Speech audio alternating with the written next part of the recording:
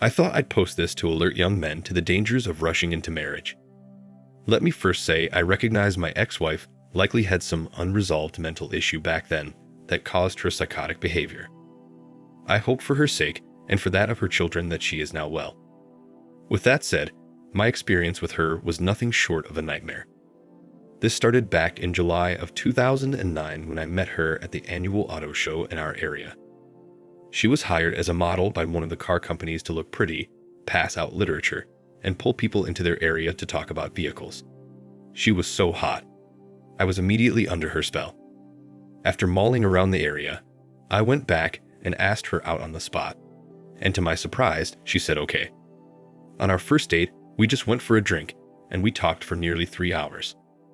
On our next date, we went out to dinner, then I took her for a walk in a local park where we shared an ice cream sundae. At the end of the date, I took her back to her apartment and she invited me in.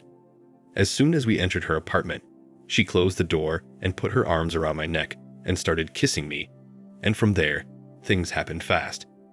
I'll spare the details, but you know what I'm talking about. From that point on, we spent every night together at either her place or mine, and 11 weeks later, she ended up pregnant. I was nervous, but so in love. Looking back on it now, it was probably lust or a combination of lust and love, but whatever it was, I was under her spell. I immediately proposed to her and she said yes. Now keep in mind, at this point, neither of us had met each other's families or even friends for that matter. Our first introductions with each set of parents went something like this.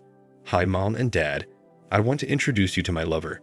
We've been dating for the past 2 months. We then told our parents to take a deep breath and relax, and then we told them we are pregnant and are getting married. Of course, our parents were shocked and very upset by this, and neither set of parents wanted us to go forward with marriage. Oh, by the way, at the time I was 21 and she had just turned 20. I had been working in retail for nearly 4 years and built myself up to an assistant manager, and my girlfriend didn't have a steady job, but was doing contract modeling work and also did food sampling in grocery stores. For weeks, our parents tried to convince us to let things rest before we rushed into marriage, but we didn't. I moved her into my apartment, paid the cancellation fee on her place, and took over the payments on her car. A month later, we got our marriage license, and a week after that, we were married by the mayor. Our parents threw us a really nice reception dinner and even hired a DJ. We had about 50 family members and close friends in attendance. It was the best time. 5 months later, my first son was born, and I was so proud. I couldn't believe I could ever love someone as much as I loved that kid and his mom. My focus was working hard and making money to support my family, which required long hours at work. Things paid off for me, and a year later, I was promoted to store manager with a nice increase in salary plus bonuses. Life was good, and right after I got promoted, we found out my wife was pregnant. I again was so excited about having another child, and we celebrated with family. By this time, both of our families were totally blended, and we were all like one big happy family. It was great. I was living my dream and couldn't be happier. Our second child was born, and it was another boy. Things were going so well, and my happiness level was off the charts at this point. Then everything came crashing down on September 16th, 2012. It was a beautiful late summer day, and I thought I would take the afternoon off and surprise my wife. To keep the surprise, I talked to her just before leaving the store and told her I'd be home around 6 p.m. She sounded disappointed, and we talked next about what she was going to fix for supper. I left the store a little after 1 p.m. and stopped by a local grocery and bought a bouquet of flowers and headed home. When I got home, I noticed a car parked in front of our apartment, right beside my wife's car with the rest of the lot empty. I don't know why, but I instantly had a bad feeling. Something wasn't right here. I just talked to her, and she said nothing about someone stopping by, and I didn't recognize the car. I parked down the lot from our place and walked up to our front door. It was a beautiful day, so my wife had the living room windows open. And as I got closer, I heard voices coming from the window. I clearly heard my wife giggling and talking to a man. I next moved to unlock the door, but didn't. Something told me to go back near that window and listen, and when I did, I heard my wife and this guy making some romantic sounds. They weren't engaged in the act yet, but were getting close. I was out of my mind with rage and about to barge into the house to beat the living daylights out of this punk, but again, something stopped me before I put the key in the door. Standing there, I decided to call 911 instead. I walked away from the windows not to be heard. I told the operator who I was, gave my address, and explained why I was calling. The operator asked what was my emergency, and I told her I was about to confront my wife and her lover and was afraid things would go poorly. She told me to be calm and to not do anything rash that I would regret later. I appreciated her talking to me as it calmed me down a little. She offered to stay on the phone until a policeman arrived, but I told her I'd be okay. I waited a couple minutes and the officer hadn't arrived yet, so I decided to open the door and walk in on them with the flowers in hand. As I opened the door, my wife and her lover jumped off the couch, fully naked. My wife dashed back to our bedroom and slammed the door as this scrawny naked guy stood in front of me. I was standing between him and his clothes, and I just started yelling at him at the top of my lungs. He was silent and had a petrified look on his face. I was about to start smashing him, but thankfully, before I did anything stupid, the officer knocked on the door and I let him in. As I stepped away, the guy ran over and nervously started putting on his clothes. I talked to the officer and thanked him for coming, and told the officer this man was intruding in my home, and I wanted him to be taken away and arrested. The officer told me to calm down and let him ask the guy a few questions. The first question he asked him was what he was doing in my apartment. The guy replied he was there visiting my wife. The officer next asked if he was invited in, and the guy said yes. The officer then asked me if my wife was present, and I told him she was in the bedroom. I went and knocked on the door and called out to my wife to come out, but she didn't answer. I knocked again, and she said she wasn't coming out, and that she was sorry. She was hard-sobbed crying at this point. With this, the officer called out to my wife and said, "Mrs., I need you to come out of the bedroom for a minute as I just have a couple questions for you." As he said this, I heard the baby crying in our kid's bedroom, and walked in and picked him up and started to console him. My wife then came out of the bedroom fully dressed, looking down and crying. The officer asked her name, and she gave it. He then asked her if she invited the guy into our apartment. She was quiet and didn't say anything. He then asked her again, saying he needed to know before he could release the guy. My wife replied no. The officer repeated, "Ma'am, you're saying you did not invite this gentleman into your home, and he is trespassing." With this, she started crying and again didn't answer. The police officer spoke firmly and again asked her to respond yes or no. This time, she admitted that he was a friend and that she had invited him in. The officer then asked my wife and I if this was the apartment we shared together, and we confirmed that it was. He then explained that since the guy was an invited guest, no crime was committed. He then asked the guy to leave, which he quickly did without saying anything but "Thank you, sir." It was a surreal scene with me holding the baby, my wife crying, her lover slipping out the door, and the officer filling out his report. I'll never forget how I felt. The officer suggested to me that it would be best for one of us to leave the residence. I told him I would be leaving, but asked if he could stay until I could pack some things, and he agreed. Hearing this, my wife became hysterical. She latched onto me and started begging me not to go. I was still holding the baby, and the officer told her to back away, which she eventually did.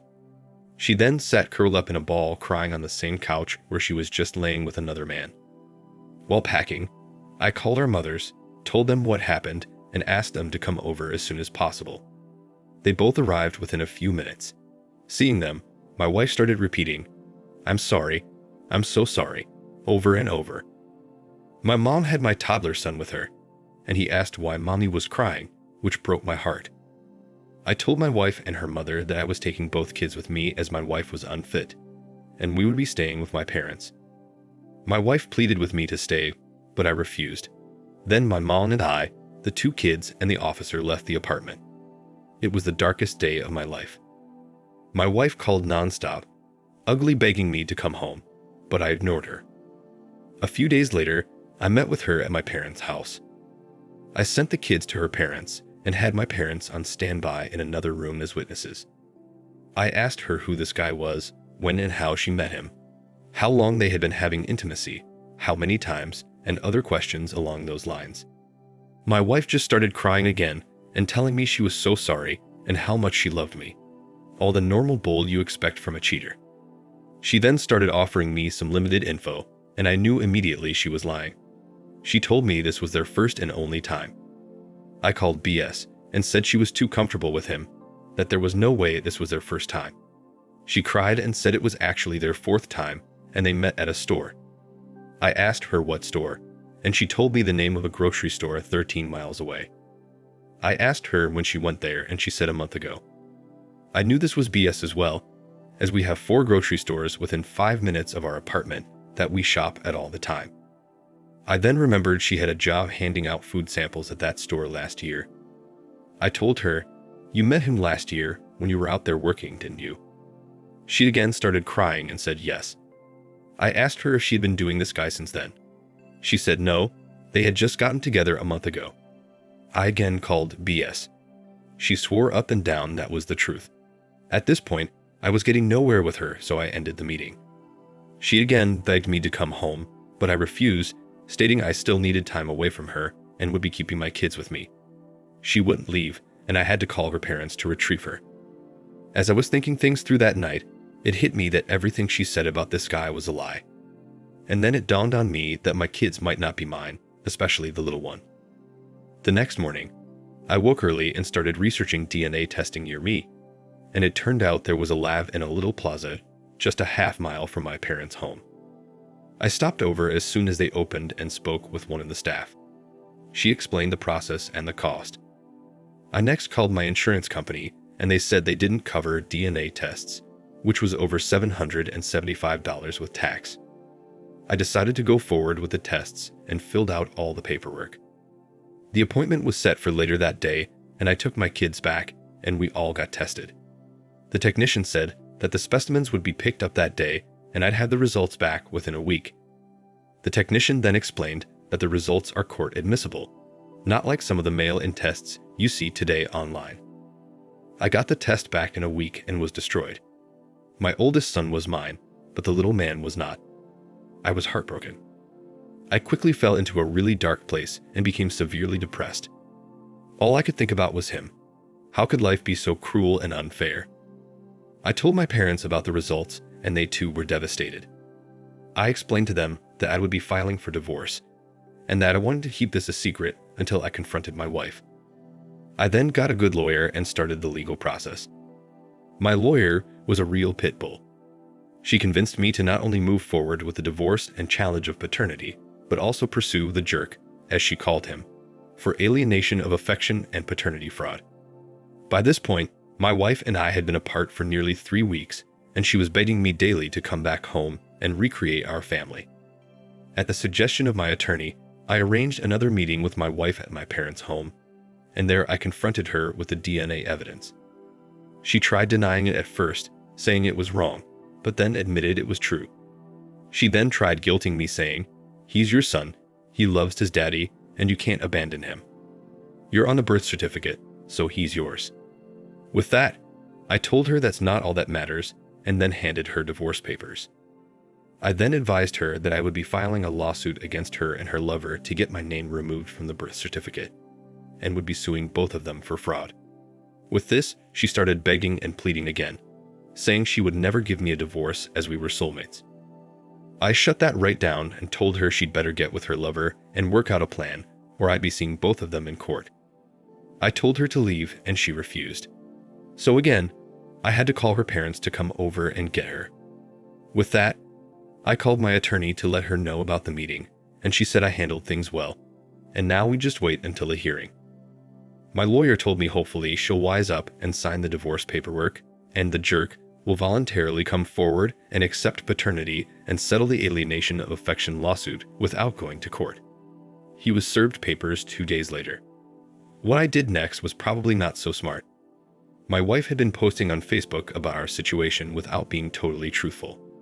She was telling people I was angry with her and had taken the kids and made her move out to her parents. I was getting messages from everyone asking me what was going on. So instead of answering each one privately, I made a detailed post on my Facebook, explaining why we were separated, who my wife cheated with, and that I was not the father of my youngest. I have over 1,500 friends online, so news circulated quickly, and I started getting messages of support from everyone. This embarrassed my wife, and she asked if I would take it down, and I told her no. Everyone needs to know the truth. 2 days later, my attorney called, and I told her about the post. She scolded me and said that was stupid. Then she gave me good news. She said the jerk's attorney called her and agreed to voluntarily accept paternity if DNA testing proves he is the bio father, and also to settle the alienation of affection lawsuit for $5,000 if I drop the civil suit. My attorney explained this is really an ideal outcome, as husbands are normally on the hook unless another man voluntarily comes forward and accepts paternity. She went on to explain that getting a settlement in an alienation of affection case in our state is very rare and that I should accept the offer. I did, and we moved forward with getting everything finalized. The paternity case came up first in court. I thought it would be an easy process, but the judge made us jump through multiple hoops. After the initial hearing, the judge delayed issuing a decision on the case for 30 days to review all the information and state law before deciding. When we came back for the final trial, the judge asked the jerk and his attorney a series of questions that had my blood boiling. The judge first asked if he knew the child was his before the DNA test confirmed it was. His attorney started hemming and hawing. The judge had to order him to give a yes or no answer, and his attorney answered yes. He then asked when he knew, and the attorney responded that his client knew about a month after birth. The judge then asked how he knew, and the attorney responded that my wife told him. The judge asked if he ever visited the child. The attorney responded that he had visited every month for the past 4 months. The judge then turned to my wife and asked her if what he said was true. She looked down and said that it was. Learning all this made me sick, and again my mind filled with rage, but I kept my composure. In the end, my name was taken off the birth certificate. We then convened a meeting in a side office at the courthouse where we signed the settlement papers, and I was handed the $5,000 settlement check by the jerk's attorney. It was all finally over, and I felt a sense of relief as I walked out of the courthouse. While I felt happy at first, a deep darkness soon filled my heart when I realized my precious baby boy was no longer mine. I felt so terrible that I sat in my car for over 2 hours before I could muster the strength to drive away. When I got home, I laid in bed and was staring at the ceiling and didn't get up for 12 hours. My wife was a monster, and by that point, I looked forward to divorcing her and getting the witch out of my life, but giving up that baby was the hardest and worst thing I ever had to do. Our divorce was final 2 months later. We split custody 50-50, and I returned to the apartment and lived there until the lease expired. My ex and the kids lived with her parents. I paid her partial child support and 1 year of alimony. I know this part is not fair, but I was fine paying it as I wanted to make sure my kid and his little brother were well taken care of. Unfortunately, the saga with my wife did not end there. Instead, she started stalking me right after the divorce and did so for nearly 3 months. She didn't do anything crazy. It's just that daily she'd show up at my store and sit outside in her car. She'd do the same when I came home. Oftentimes, she'd be in the parking lot sitting in her car or would show up shortly after I arrived. Also, during this period, she would text me multiple times a day, saying she loved me and the kids miss me.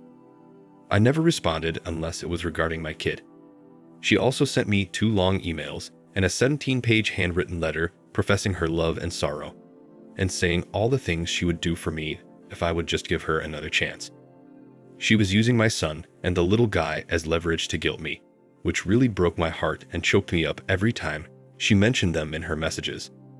I spoke to her parents, and the 3 of us tried to rationalize with her, but it didn't work.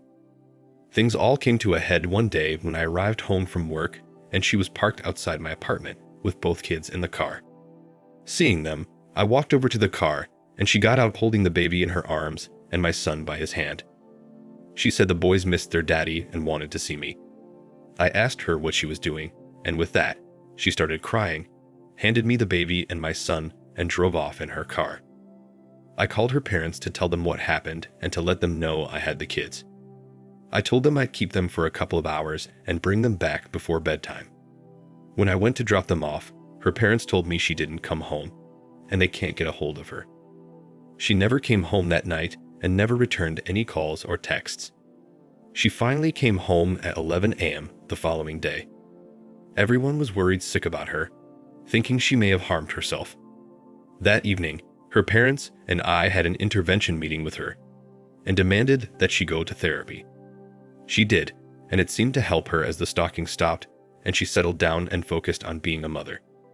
To bring this story to a close, I'm remarried now to a great woman who I met through work. We had a little girl last year and were very happy with each other. Shortly after I got remarried, my ex-wife announced that she was pregnant with a guy she had been dating for just a couple months. Sound familiar? They ended up getting married, and he's actually a really good guy. We talk a couple of times a month when I drop off or pick up my kid. He's a good stepdad to my son and the little guy, which is a huge relief to me. My ex-wife seems to be settled and happy now too, and I am happy for her. The sad thing is, her relationship with her now husband all started with lies. She initially told him I was the father of both kids, and that I left her to live the single life.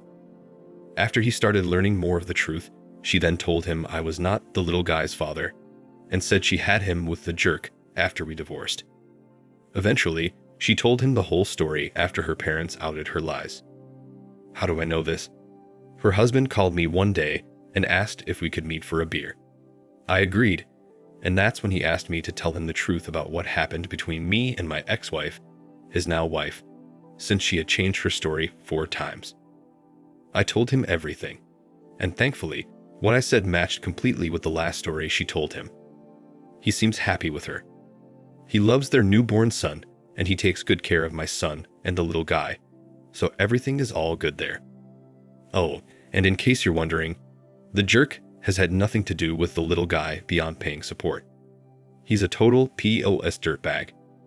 In the end, everything worked out well for me, but I could have saved myself a lot of grief, time, and money if I had just been more cautious. To the young guys out there, learn from my story and don't repeat my mistakes. There are good women out there. You just have to look long and hard to find them and then proceed with caution. Keith. Thank you for watching. Like, comment, and subscribe if you enjoyed the video. Until next time, I'll see you again. Take care.